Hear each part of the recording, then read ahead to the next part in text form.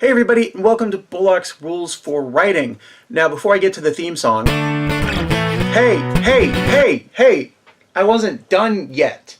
Yes, I know I said the words theme song. Oh really? You're gonna... Hey, let me get all the way through the introduction. Sorry, you'd think the production team would have this down by now. So I'm just gonna keep this as straight as I can. Go down there, click on the link to episode 0. Only rule you really need to know. And if you haven't watched series 1 on sentences, or if you want to check out the very first recordings I made back before I didn't know what I was doing, that's also linked down below. But for now, it's going to be real this time. The theme song.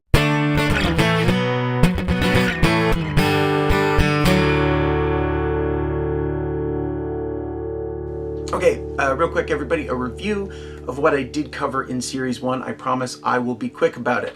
A phrase is a group of words that acts like one word.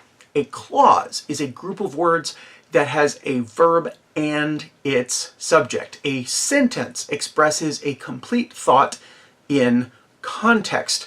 A fragment does not express a complete thought in context, and a run-on sentence expresses too many thoughts in context.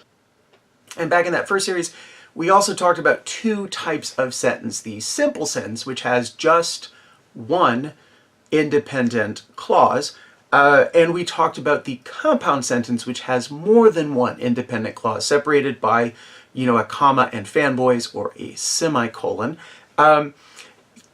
The rest of this series is going to build on that, and it's going to have some real nuts and bolts kind of stuff about constructing complex and compound complex sentences. We'll talk about periodic and loose sentences. We'll talk about all kinds of interesting syntactical things in later episodes. But I want to spend some time in this episode talking about some of the philosophy behind writing sentences and why that idea of writers write what they write on purpose is so important to good sentence craft. If you're not really interested in that philosophy, you can stop this one and go ahead and skip to episode 2 or later, but I do want to get some of this philosophy out of the way.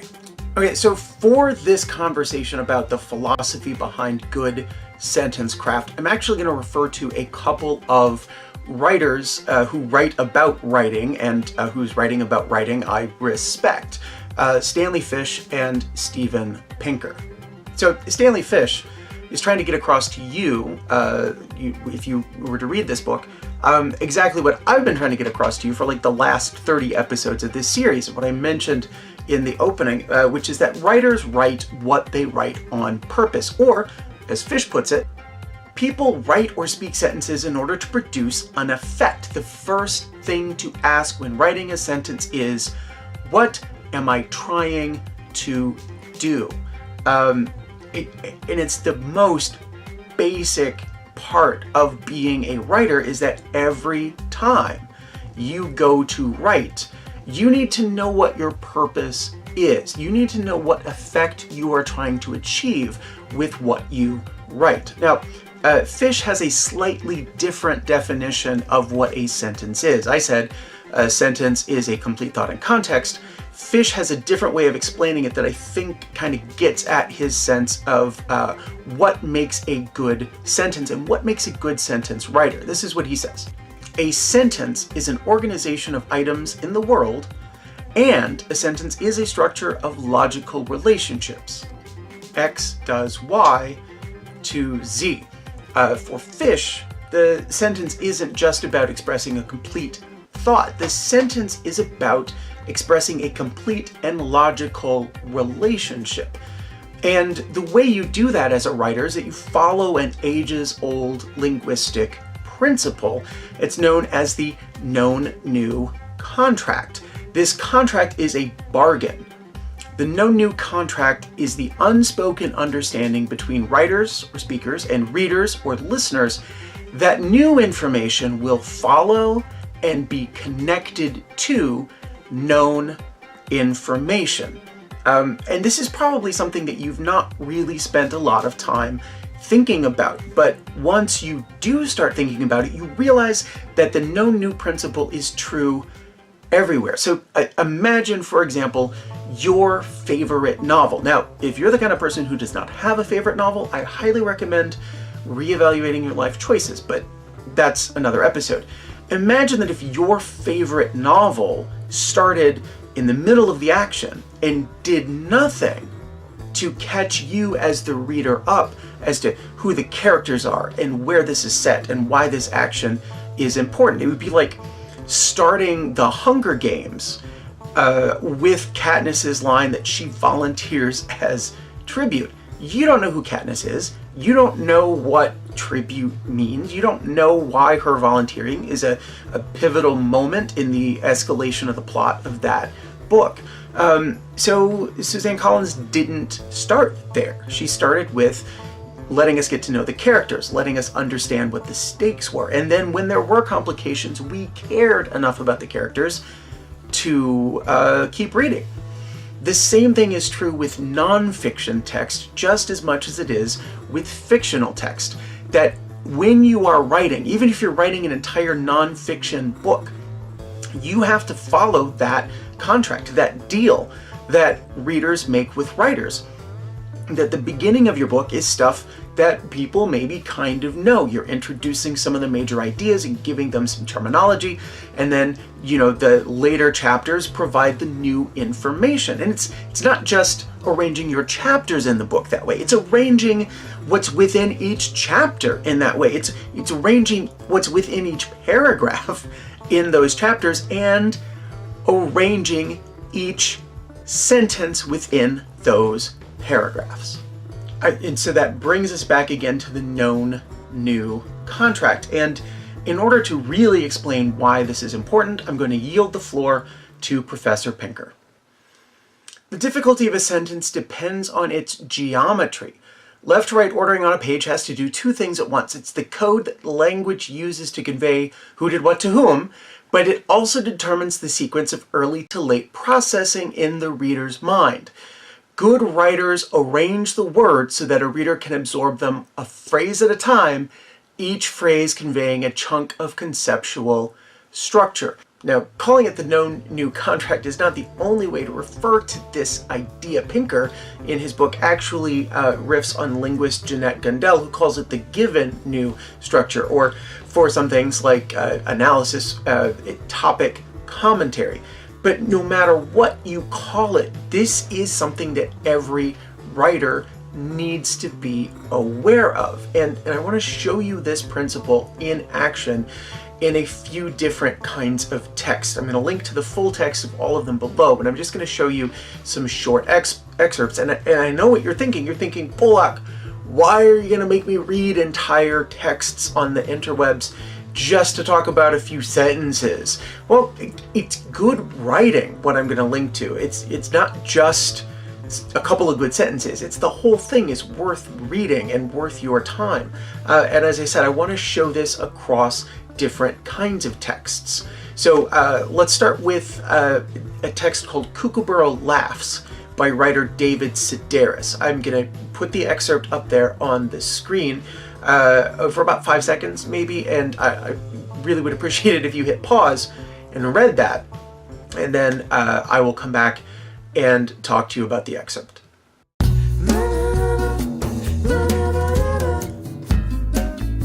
Okay, I apologize if you were a little lost there. David and his partner Hugh are being driven around Melbourne, Australia by their friend Pat. And if you take a look at the first paragraph of this excerpt, it really does a nice job of following the known to new structure. You know, that he talks about being in Melbourne and they're going out to the suburbs. So we know Melbourne, now we're going to suburbs. That's good.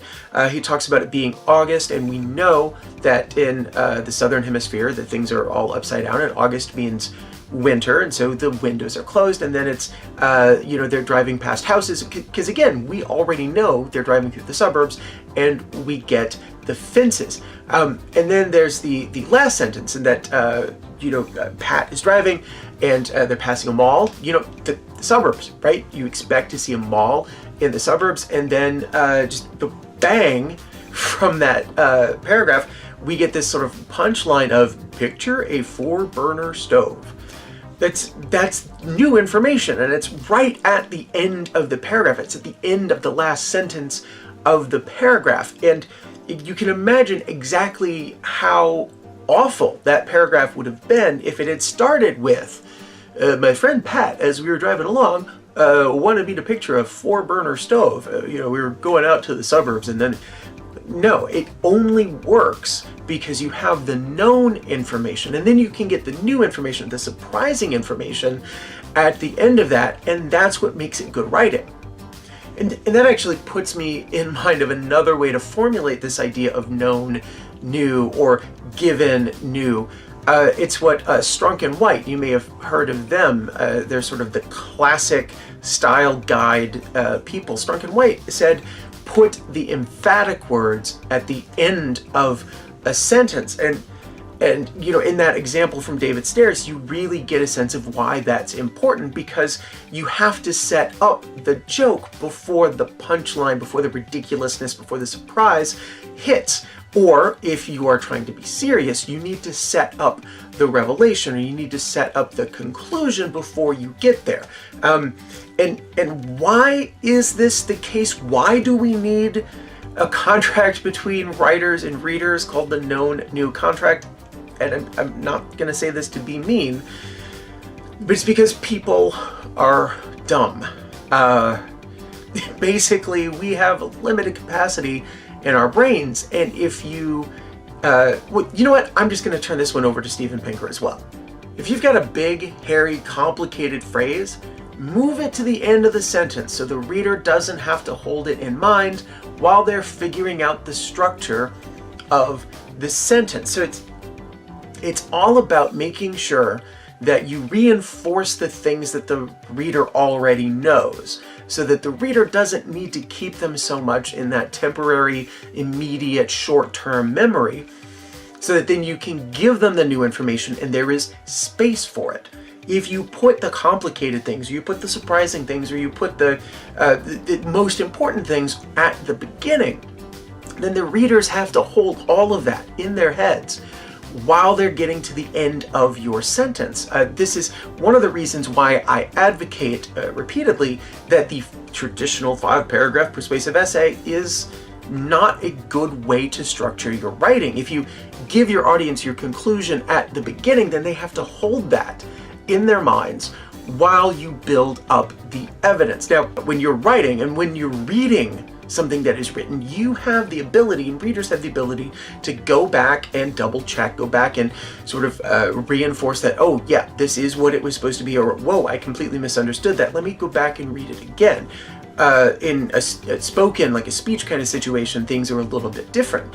But you don't want to be that writer who makes your readers go back all the time to double check to make sure they understand what they wrote. And look, if you're watching this, you are probably not a young novelist or a young poet about to break onto the scene. You're a high school student and you're trying to figure out, how do I do a good job of this essay assignment that my history teacher has given me, that my English teacher has given me.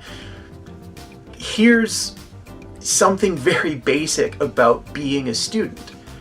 The more work you ask your teacher to do to understand your writing, the worse your grade is going to be. The whole point of being able to write well is to communicate your ideas clearly and in a logical way. Okay, I promised you a few examples, so let's jump into this. This is, it's going to be a text by Elizabeth Helmuth Margulis, or Margulis, I'm not entirely sure how you pronounce it. It's about music. Again, I'm going to put this excerpt up for about 5 seconds. If you want to read the whole thing, the link is below, and you really should, because she does this amazing thing with a couple of SoundCloud files that it will blow, I assure you, it will blow your mind. But anyway, this one's called One More Time. Pause, read the excerpt, and I'll be back on the other side.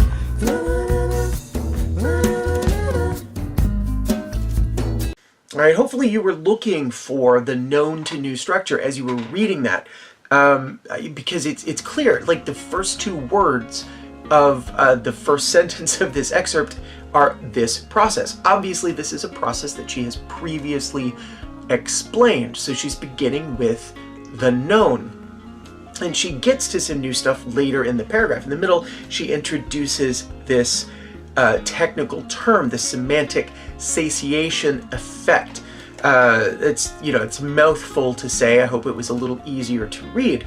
But when she introduces that new term, you'll notice that she does it after she has already described what is happening to a person when they're experiencing this effect. So that's a really effective use of this known to new process that she gives you in plain English the meaning of this term, semantic satiation effect, before she says the term, and she actually connects the term again using the word this to that plain English definition of it. And then notice that right after she introduces the term, she does a little bit of review of what it means. So she tells you in the second sentence of that paragraph the plain English version of what's happening when you experience the effect. And then in sentence 4, she says it again. And then she gives you another piece of new information. And you'll notice that she uses one of my favorite pieces, it may even be my favorite piece of punctuation, the dash. The dash is a great way to send signals to your reader. In this case, she is sending a signal to a reader, the reader that this is some new information that is connected to what we know, but it is new information. We'll see another example of the dash in play a little bit later. Okay, and in the second paragraph of this excerpt, you see another great example in this first sentence. She starts with the word rituals, and she realizes, Margulis does, that you, reader, your definition of rituals might not be the same as mine, Margulis, the author. So I'm going to give you that definition, and what does she do? She separates that definition from the rest of the sentence with the dash. The dash is great syntactically. It's a fabulous tool for you to use as a writer within your sentences, because the function of the dash is to let readers know, particularly when it's a dash here, dash there, something in between, it lets readers know that what's in between those dashes is not grammatically necessary. You can understand the sentence without it. So even though she is throwing something new at you, her definition of rituals, she sets it apart in a way that your brain understands as, okay, if I don't fully understand that definition, that's fine. I don't need to hold it in my head. It's not necessary to understand the rest of the sentence. So her use of the dash there is just absolutely brilliant. Okay, here's one more example by the writer Roxanne Gay. It's from a text called The Price of Black Ambition. Again, putting it up for 5 seconds. Link to the whole thing is below, but pause and read now. Parlez-vous, français? He answers no.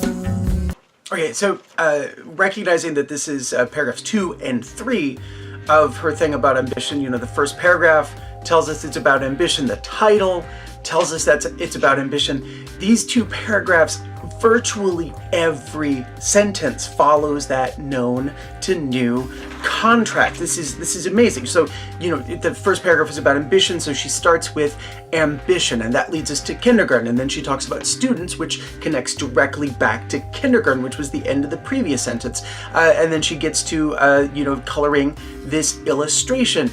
So the water glasses connects to the coloring, connects to this idea of 1/2. And then she stays with that 1/2, something that we already know. She stays with it for a couple more sentences. You know, she goes to 1/2 of the illustration to fractions, even though she doesn't say 1/2, that's a fraction, to 1/2 of the glasses that she did, and she connects that 1/2 then to turning it in. That's the new part there in the middle. And then she goes from turning it in to having nailed it, and then from nailed it we get this, you know, this feeling that she's feeling great, but she goes from failed it, or a little bit of a slip there, but she goes from nailed it to she failed, with a stopover at praise, where, you know, nailed it is kind of the leads directly to praise, which is the known, to then she had received an F, which is the new. And then so that F, she calls it harsh, so that F connects to that, and she says, I couldn't bring such a grade. So again, she's going to that F, home to my parents, that she had fallen short. And that fallen short at the end of the first paragraph in this excerpt connects directly with that idea of shame in the first sentence of the next paragraph. And on the way there, she says, I'm on the bus, I've got the shame. So, the bus is kind of new, but we shouldn't be too surprised. She was just at kindergarten. Shame connects to the failure in the previous paragraph, but then look at what she does with the second sentence of this second paragraph. She goes to the driver. So we had already had the bus, so the driver then is known, and from the driver to her mother, and then from her mother to her own shame and her own desire to be better, which brings us full circle back around to ambition. Now, did Roxanne Gay sit down at her computer and take a pause before every single one of those sentences, before writing every one of them? Probably not. She's on Twitter, you can ask her. But the way she has done that is so beautiful and so natural. You know that she has completely internalized that known to new structure. Okay, so I hinted at this earlier, that the known to new structure is not just for sentences, but it's for paragraphs, it's for chapters or full texts or complete books. In fact, I'm going to go back to Professor Pinker one more time. Linking must be repeated with each sentence in the text. That is how the content of a passage of text becomes integrated into the reader's web of knowledge. That linking between the known and the new, and then the new becomes the known in the next sentence. That is how people learn. They get a new concept, and then that new concept is reinforced. And so if you want to make your complete compositions the clearest and the best they can be, then you have to follow this all the way through. And I'll give you one last example of this as not just a within a sentence technique to go from the known to the new, but within a text. And this is from Mindy Kaling. She used to be a writer on the TV show The Office. Then she had her own TV show. She's kind of famous. She wrote books, all that kind of stuff. The link to the full text is below, but here are the first two paragraphs. Hit pause and read, and I'll see you when you're done.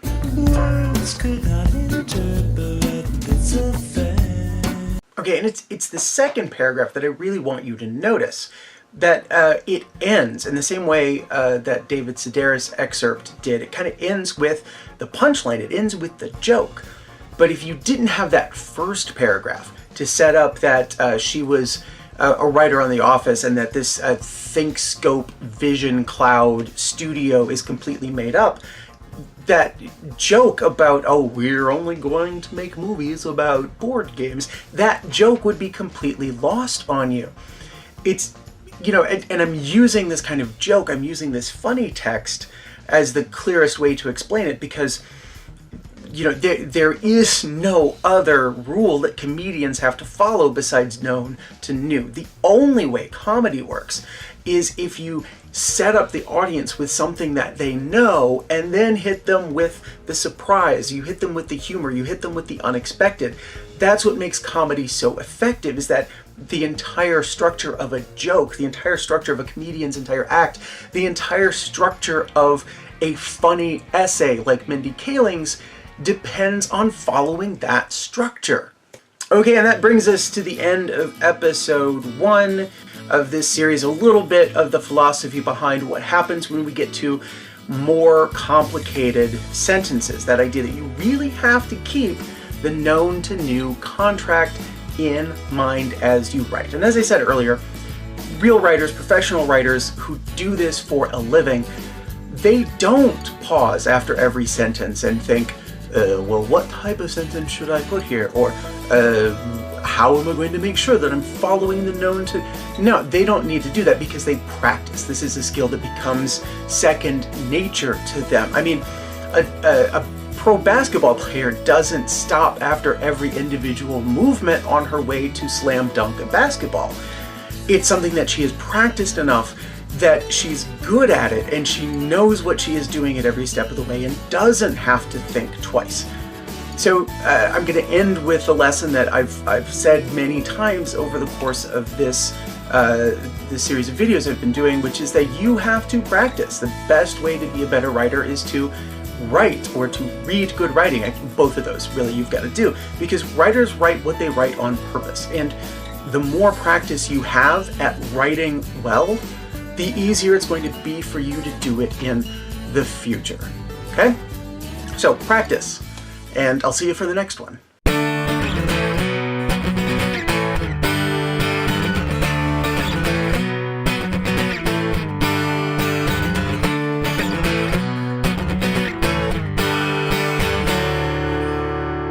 Gotta get some of this terminology out there and make sure we're all on the same page. I have no idea what order I'm doing these in, so let's try it again.